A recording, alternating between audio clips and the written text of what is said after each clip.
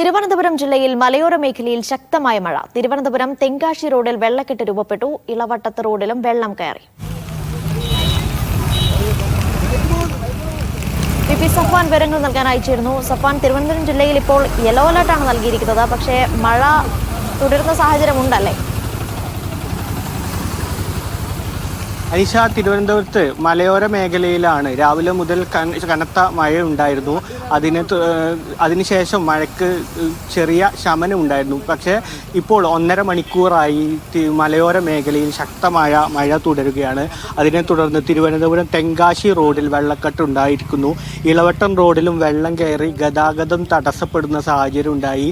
ഈ റോഡ് വെള്ളം കയറിയതിനെ തുടർന്ന് വഴി തിരിച്ചുവിടേണ്ട സാഹചര്യം ഉള്ള പശ്ചാത്തലമുണ്ട്. മലയോര മേഖലയിലാണ് ഈ തിരുവനന്തപുരത്ത് കൂടുതൽ മഴ പെയ്യുന്ന ഒരു സാഹചര്യമുണ്ട്. നഗരമേഖലയിലൊക്കെ മഴ കുറവാണ്.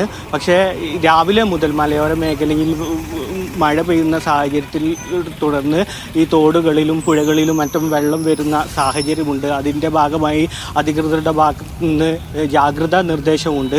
തിരുവനന്തപുരം ജില്ലയിൽ ഇന്ന് യെല്ലോ അലേർട്ടാണ്. കഴിഞ്ഞ ദിവസങ്ങളിലും തിരുവനന്തപുരം ജില്ലയിൽ വലിയ മഴയുണ്ടായിരുന്നു. നഗരപ്രദേശങ്ങളിലടക്കം വലിയ മഴയുണ്ടായിരുന്നു. പക്ഷേ ഇടുക്കിയിലും മറ്റുമൊക്കെ ഉണ്ടായ അത്തരത്തിലൊരു നാശനഷ്ടം ഇവിടെ നിന്ന് റിപ്പോർട്ട് ചെയ്തിരുന്നില്ല.